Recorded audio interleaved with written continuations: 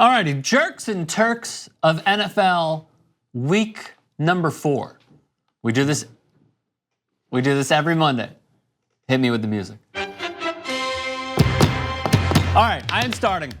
My jerk of the weekend is Frank Reich of the Indianapolis Colts, and here's why.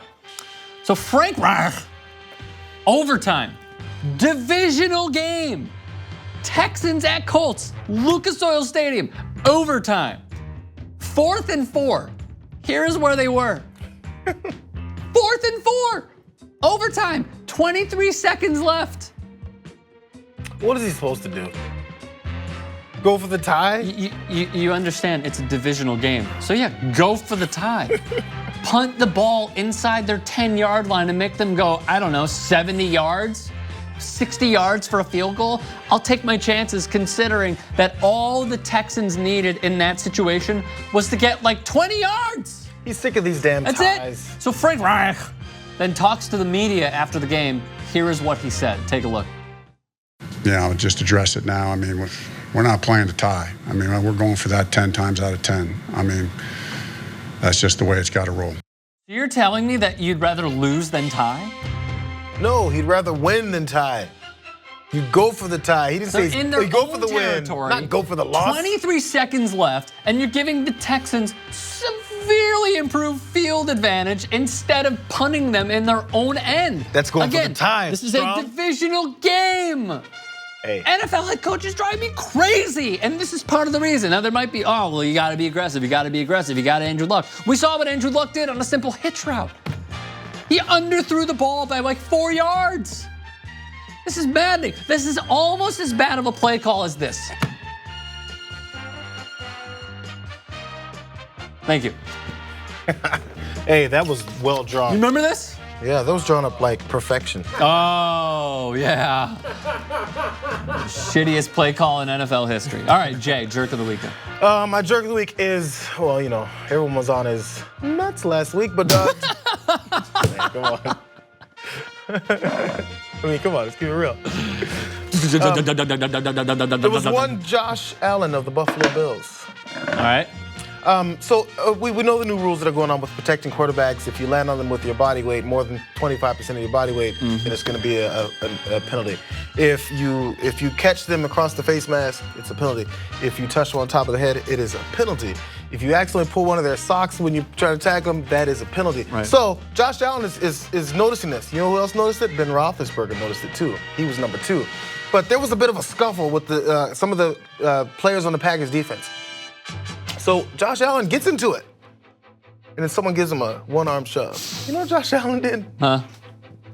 Like fell back, put his arms up, kicked his feet in the air. Once he hit the ground, he did everything but roll.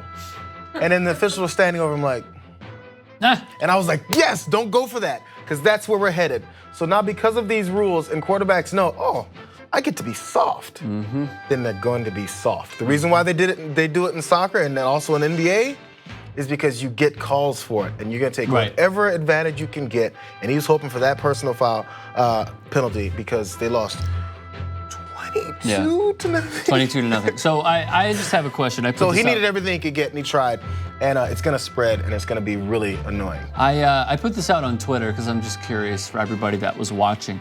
Where's the pro Josh Allen crowd?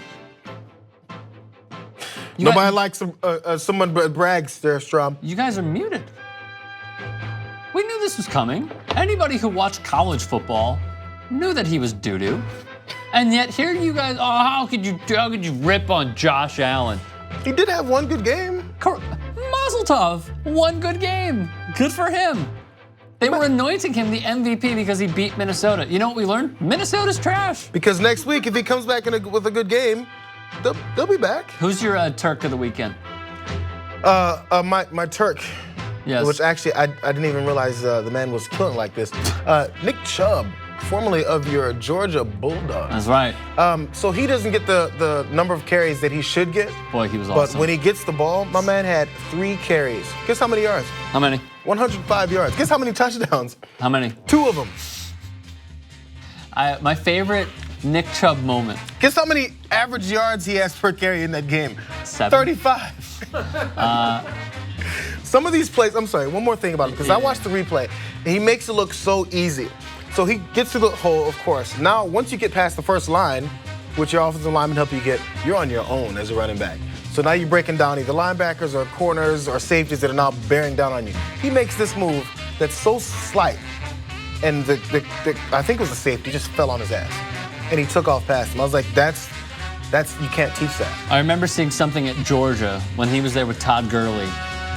There were students at UGA that were like, I don't know if I'm a chubby boy or a Gurley man. No, it's the thing. Look how much props Gurley's getting. That Gurley's getting because of what he's doing. Obviously, he looks great. You know who else had a great game yesterday? A Georgia Bulldog running back, Sony Michel, for the New England Patriots. He was bossing. He looked good. My quick. And he doesn't get enough playing time. That's the bottom line. He does all this, and then you forget. Well, I mean, you got Duke Johnson and you got Carlos Hyde, and both of them have been. When I saw him run down the field, I was like, wait, Nick Chubb doesn't start? Third string. My favorite story, real quick, about Nick Chubb is Hard Knocks. He's in the airport as a rookie. And this dude on the phone is literally like, are you a player? And he's like, yeah. The guy's like, what team? He's like, Cleveland Browns, running back. He's like, oh. Goes back to baggage claim. It's good. It's like the opening scene. All right, my Turk of the weekend is the Tampa Bay Buccaneers defense. And the reason for this pick is because now casual NFL fans, because look, I'm a Chicagoan through and through, the casual Bears fans can now shut the hell up about Mitchell Trubisky for a week while I can continue to spit the truth. What's that truth? He's not that great. Like, I love Trubisky. I think he's going to be good. To have 6 touchdowns, it's a fluke. Bit of a fluke.